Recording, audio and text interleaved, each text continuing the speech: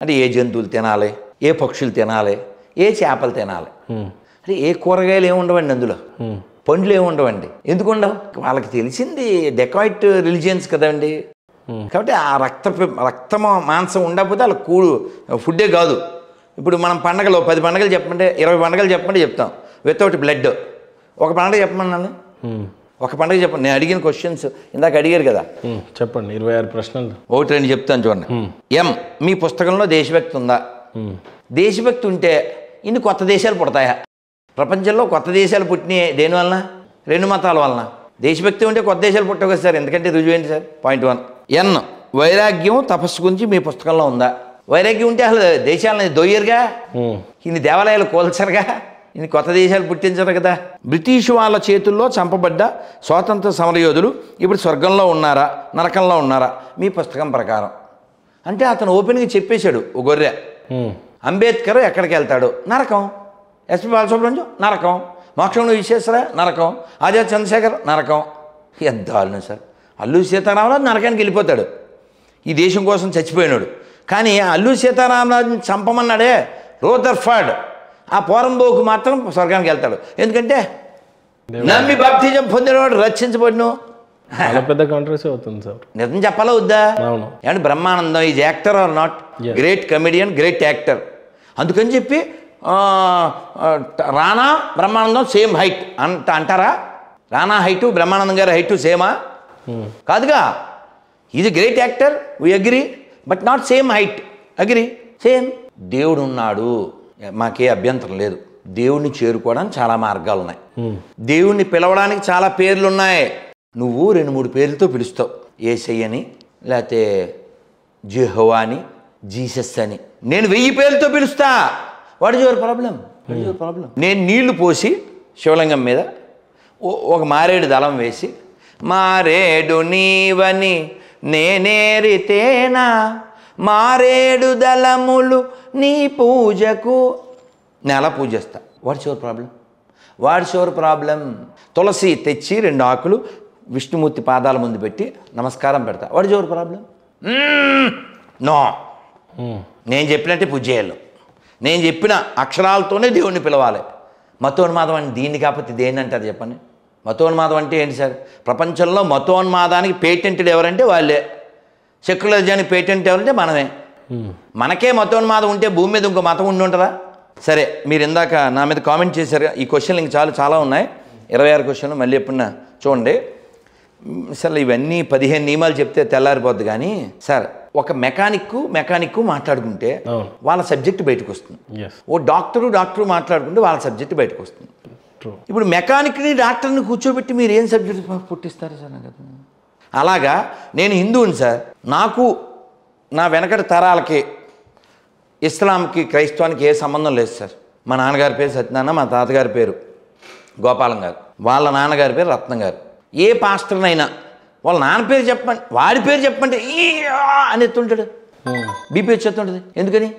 వాడి పేరు వాళ్ళ బుక్లో ఉండదు. ఎందుకని? వాడు మనకే పుట్టాడు కాబట్టి. మూలం ఎక్కడ పోద్ది? ఇప్పుడు లాస్ట్ టైం చెప్పి వెళ్తాను. Johnson father Jackson, Johnson father Jackson, Jackson father James father Jaipal father Jairam, grand father ఒక్కడే, గతమంతా మనదొక్కటే, గ్రాండ్ ఫాదరు ఒక్కడే, గతమంతా మనదొక్కటే, ఇది మన దేశం, ఇది మన దేశం, ఇది మన దేశమురన్నా, ఇది స్వర్గము కన్నా మిన్నా.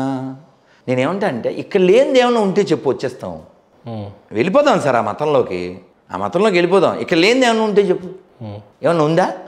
మాతృదేవోభవ, ఎందుకంటే గొప్పది ఏమన్నా ఉందా అక్కడ? పితృదేవోభవ, ఆచార దేవోభవ, అతిథి దేవోభవ. అంటే కాన్సెప్ట్ ఎంత రాస్కెల్డమ్ అంటే, ఇప్పుడు హిందువుల దేవుణ్ణి నమ్మని వాడిని మీరేమని పిలుస్తారు సార్? మనం ఏం పిలవం, వాడి ఇష్టం అండి అంటాం, అంతేనా? రాముని నమ్మడండి ఆయన కృష్ణుని నమ్మడం, శివుని నమ్మడం. ఇప్పుడు శత్రువా నీకు? అది ఆయన ఇష్టం అని వదిలేస్తాం మనం, అంతే కదండి. మీరు జీసస్ నమ్మకపోతే మీరెవరో తెలుసా? అకార్డింగ్ టు బైబిల్ మీరు అన్యులు. మీరెవరు? అన్యులు.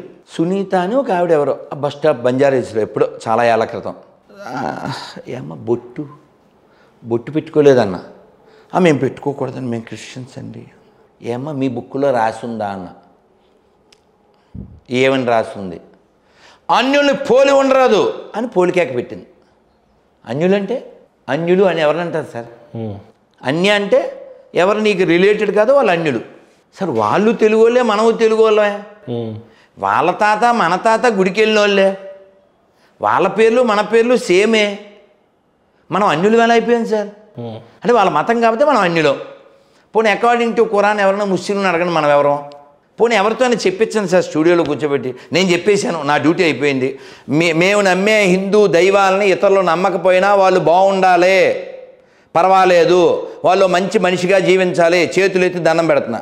వాళ్ళు దైవాన్ని కొలిచినా కొలవకపోయినా మానవత్వంతో జీవించాలి, వాళ్ళు మా దైవం పేరుతో మేము నమ్మే విశ్వాసంతో వాళ్ళు కలవకపోయినా ఒకసారి చెప్పించండి సార్, ప్రపంచం మొత్తం ప్రశాంతం అయిపోద్ది.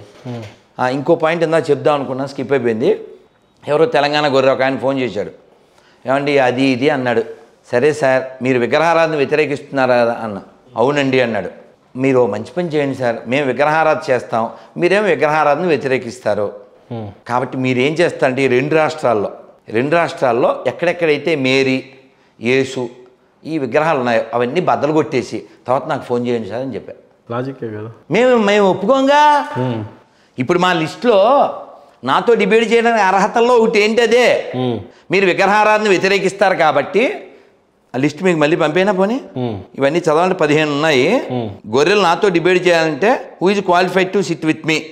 అందులో ఒకటి ఏమిటంటే చకచక చదివేస్తాను. మీరు నన్ను కామెంట్ చేశారు కదా, ఈయన డిబేట్కి రావట్లేదు, అది వీళ్ళు కామెంట్ చేస్తున్నారు, మీ మీద వీడియోలు అది ఇది అన్నారు కదా. నేను ఆ రోజే ఫస్ట్ ఎవరైతే ఆయన పేరేమిటి విపి రెడ్డి గారు, ఆయన ఫోన్ చేసినప్పుడు సార్ కొన్ని నియమాలు ఉంటాయండి, మీరు క్వాలిఫైడ్ అయితే కూర్చోవచ్చు అన్న. నేను మీకంటే ఎక్కువ ఫాలోయర్స్ ఉన్నోడిని, ఎక్కువ జ్ఞానం ఉన్నోడిని, అంతకుముందు కరుణాకర్ చేతిలో ఓడిపోయినోడిని అని ఏదో చెప్పాడు ఆయన. నేనన్నాను ఎవరి నియమాలు వాళ్ళకు ఉంటాయి కదండి. ఏమంటే ఇప్పుడు మీ ఆఫీసులో ఏమనుకోవద్దు, ఈ కాల్ ఇక్కడ పెట్టచ్చు అంటారా? బాగుంటుందా? బాగుందండి. ఇంగితం ఎవరికి ఉండాలంటారు సార్? నాకు కదా సార్, నేను ఇలాగే పెట్టి ఇంటర్వ్యూ ఇస్తానంటే ఇంక అది ఎలా ఉంటుంది అంటారు? సో కొన్ని నియమాలు ఫాలో అవ్వాలి సార్, నా ఇష్టం అనకూడదు. ఇప్పుడు మనం డిబేట్కి పిలిచాము, డిబేట్లో నియమాలు ఉంటాయి. నేనేమంటా అంటే మీ నియమాలు ఏంటో చెప్పు. నాది అక్కడికి వస్తున్నాను. ఆ నియమాలు ఏమిటంటే నేను పక్కా హిందువుని సార్, అటువైపు కూడా పక్కా క్రిస్టియన్ ఉండాలి.